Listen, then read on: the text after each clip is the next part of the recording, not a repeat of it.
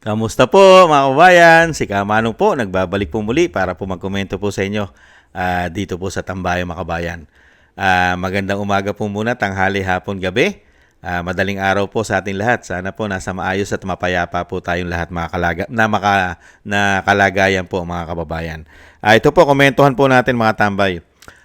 Kailangan po kasi nilang ituwis o para po ang issue po ng failure ng 3 taon na isang damukal na korupsyon ang ibinigay po sa atin ng binagoong Pilipinas, ay kailangan po mailihis man lang ang issue dahil po araw-araw na po pinag-uusapan ngayon ang administrasyon po ng Pangulong Marcos, mga kabayan, lalong-lalo po sa issue ng korupsyon sa flood control. Hindi po ba? Kaya kailangan po mag-ingay ng palasyo sa pangunguna po na tinatawag ng Vice President na garbage in, garbage out, mga kababayan. Ngayon po, saan po nila dinadala ang issue? Saan po? Sa DepEd naman po. Ano po sabi ng Malacanang at tagapagsalita? Failure daw po. Failure, complete failure daw po si BP Sara sa DepEd nung siya po ay naging secretary ng DepEd. Totoo po ba ito? Komentuhan po natin. At painggan po muna natin ang palasyo, mga kabayan, kung anong klase po ang sinasabing failure. Ibang klase po. Para lang po mailihis ang issue. Si VP Duterte din po ay may na-mention siya about the country's education system. She said that the Philippines is being left behind in education compared to other countries, citing that students here are still stuck in paper and pencils. But since she herself once served as education secretary, does Malacanang consider this a fair assessment? And what is the palace response to her remarks? Binigyan po siya ng pagkakataon, pinagtiwalaan siya ng Pangulo since 2022 hanggang 2024 para maging DepEd Secretary. 2 taon halos na siya ay dapat nagtrabaho. Kung ano man ang kanyang nireklamo, dapat natupad na po sana niya ito sa kanyang panahon. Ang pagtitiwalang ito ay sa kanyang reklamo ngayon, nagre-reflect lamang na bilang siya ay naging DepEd Secretary ay a complete failure. At huwag po mag-alala mga mag-aaral at mga guro at mga teaching staff. Ang ating DepEd Secretary, Secretary Angara, ay nililinis naman kung ano man ang dumi na iwan nung nakaraan. At komodernasyon lamang ang pinag-uusapan natin, yung 1,500,000 na mga gadgets, laptops, at ibang mga teaching materials ay ginawa naman na po ng paraan ni Secretary Angara na nakabinbin lamang noong pang 2020 na hindi nagamit. So 2024 lamang ito nasa sa ayos ni Secretary Angara. Nakita niyo pa mga tambay? Sa DepEd naman po, tinitira ang Vice President, mga tambay. Hindi po ba? Hindi po ba dapat tayo magpasalamat sa Vice President? Hindi po ba?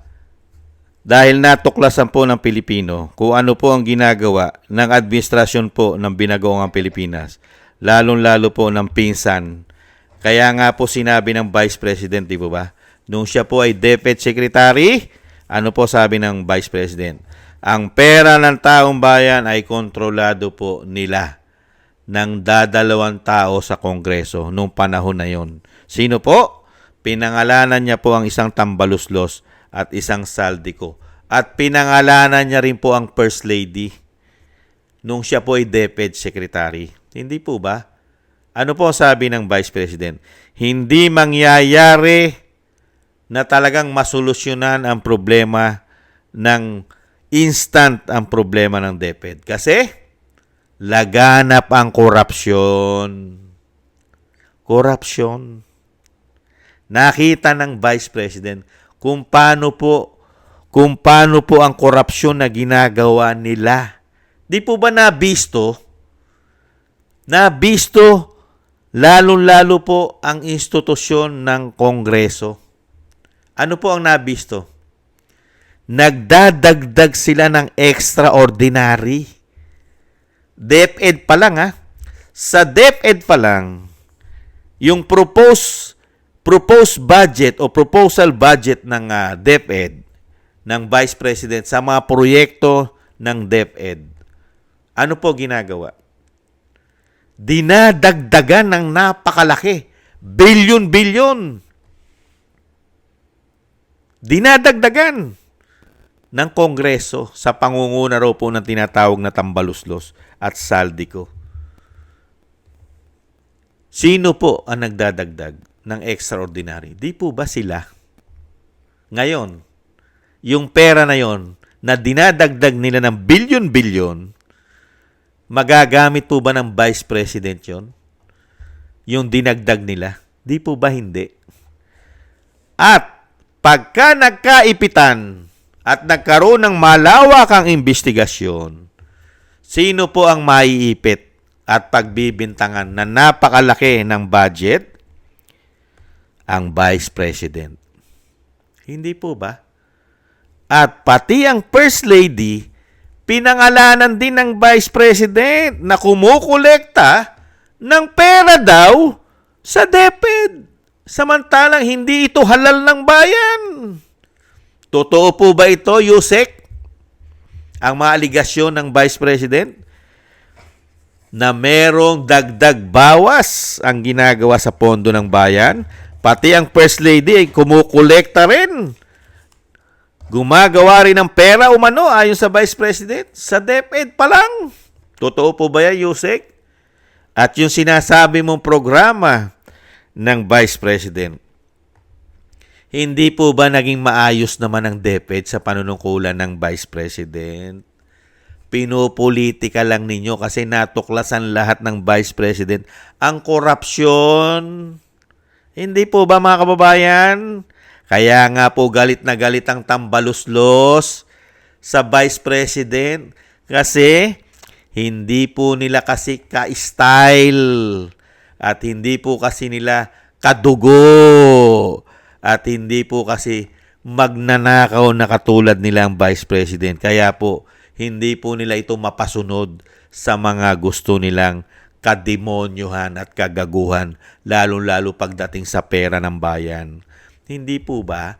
Kaya nga po, pilit nga po itong ini-impeach. Hindi po ba? Yusek, ikumpara mo naman sa performance ng Vice President. Sino po ba talaga ang big failure? Sino po ba talaga ang failure sa panunungkulan sa bansa? Yusek, sino? Ang Vice President po ba? O kayo na nasa palasyo? Sino po? Sino po ang umaamin na talamak ang korupsyon? Sino po ang umaamin na napakaraming ghost project ang gobyerno? Sino po ang umaamin? Sino po umaamin na mahiya naman kayo? Mahiya naman kayo. Mga magnanakaw kayo. Sino po umaamin? Di po ba ang Pangulo, Yusek? Di po ba? Ano sabi ng Pangulo?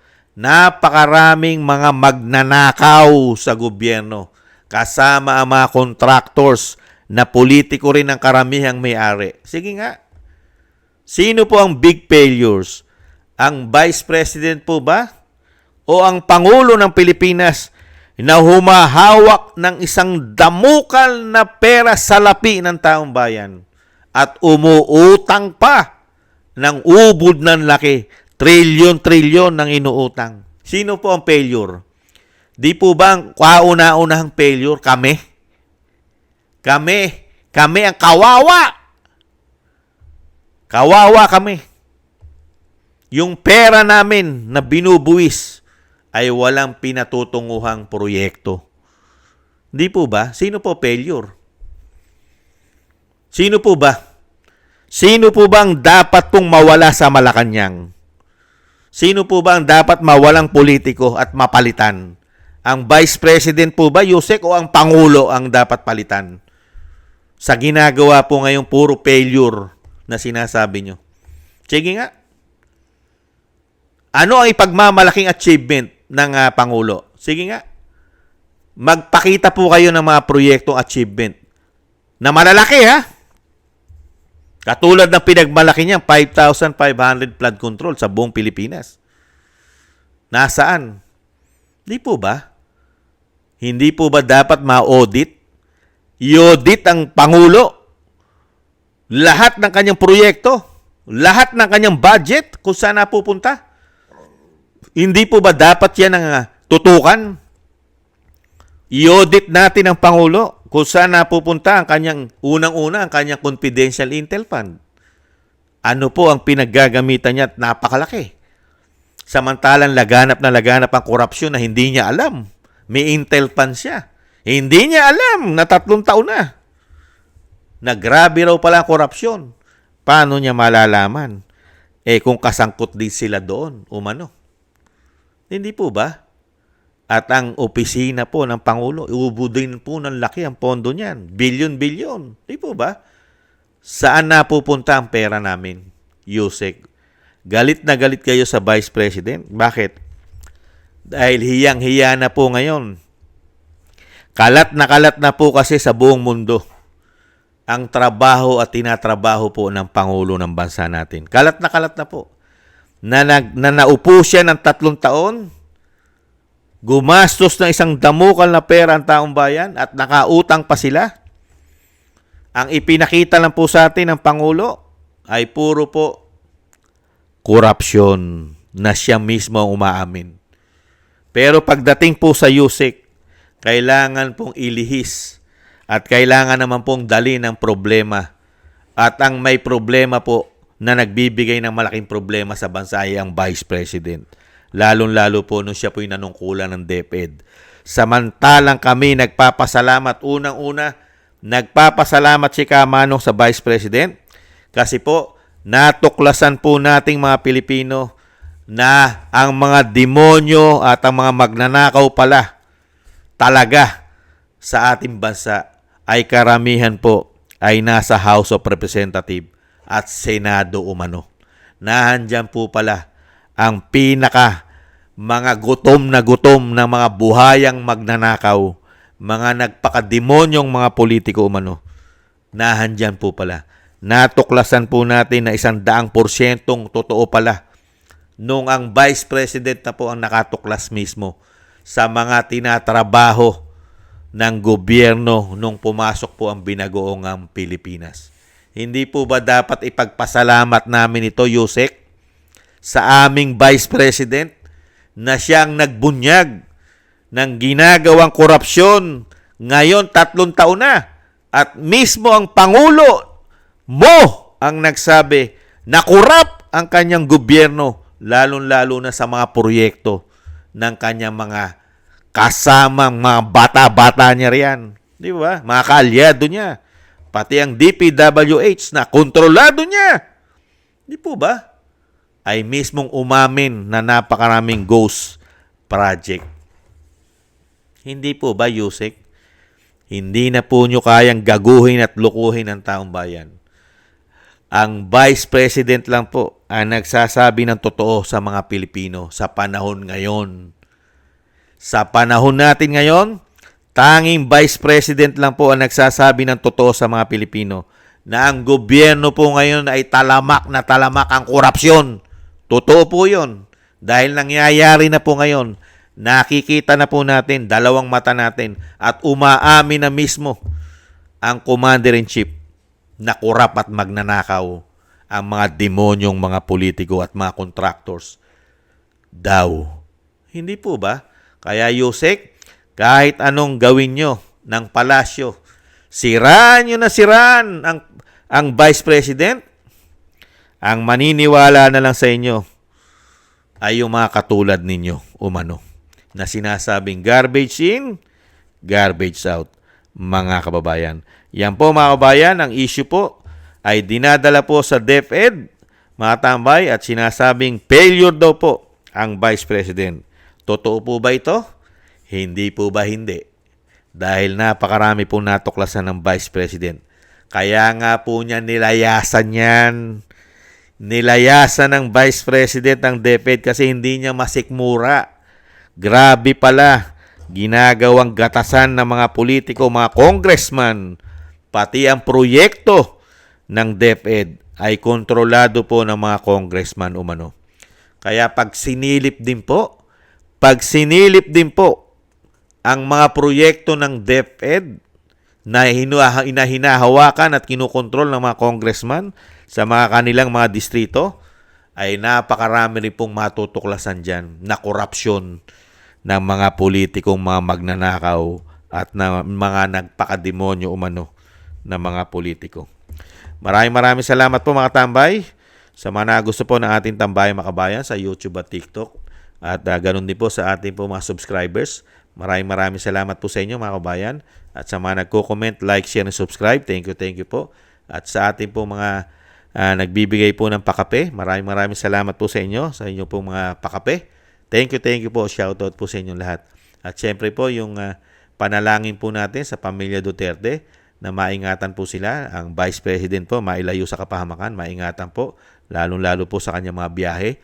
At ganun din po ang ating dating Pangulong Duterte. Maingatan po ang kanya pong kalusugan at maingatan po sa kapahamakan at madugtungan po ang kanyang buhay at kalakasan at makabalik po sa lalong mabilis sa ating bansa. Maraming salamat po sa mga dasal at panalangin mga kababayan. At ganun din po tayo mga kababayan, magdasal din po tayo at manalangin na maingatan po ang ating sambahayanan at siyempre po ang ating po mga sarili. Thank you po mga tambay. Maraming salamat po. Ingat po. Bye-bye.